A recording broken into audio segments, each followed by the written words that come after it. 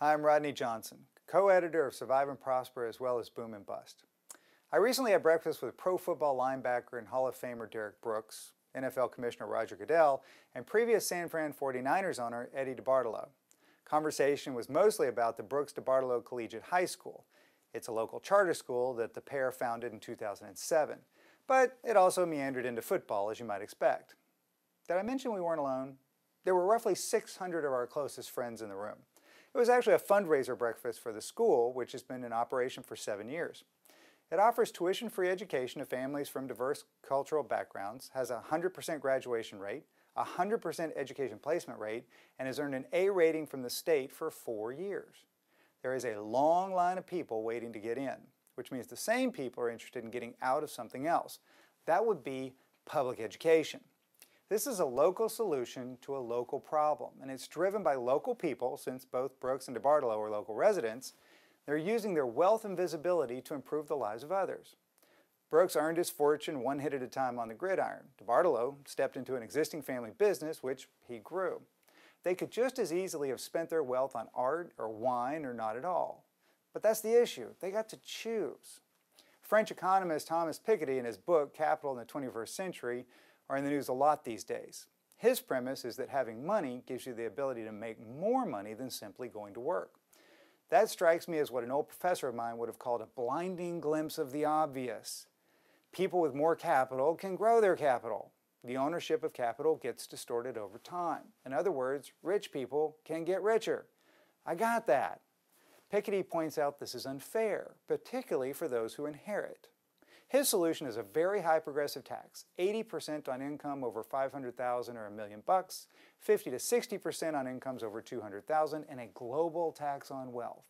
But I'd like to back up to the part where he says that this unequal distribution is unfair, and it's unfair to have the ability to determine it how you want to use it.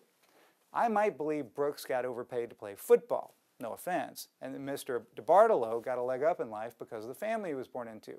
But I don't see how that means I get to choose how they spend their money, or that society gets to take more from them than what's needed then to provide for the common good.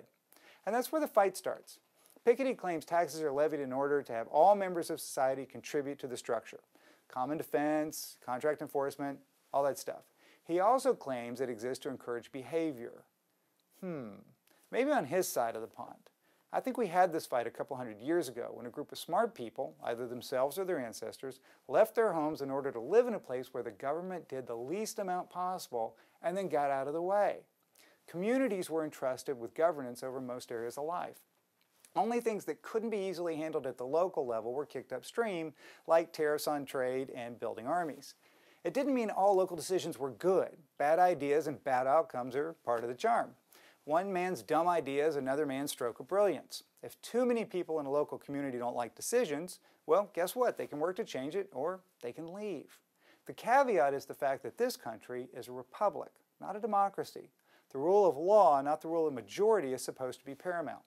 Every individual has his own rights protected, even if that person is wildly unpopular. Taxation was, and in my view should be, set only so high as to provide for those common things.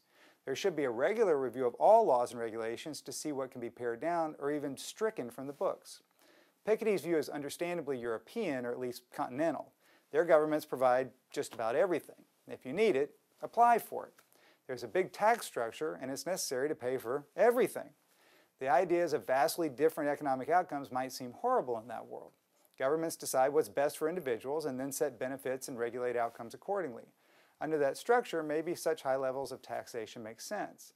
But I'm making the choice not to live under that structure. I'd much rather live where I'm free to spend my earnings and inheritance, if I had any, as I see fit, whether I build a school, swill wine, or do both. Piketty's book and point of view are taking center stage because we're in an economic cycle where labor is oversupplied. With so many people looking for work or better paying work, it puts employers in the driver's seat. The tough part is this should last for a few more years, so the conversation's only going to get louder before it fades away. The question is, are people willing to trade their ability to use their future earnings as they see fit in order to have the government provide more of what they provide today? Maybe in France. It sounds like a non-starter here in the colonies.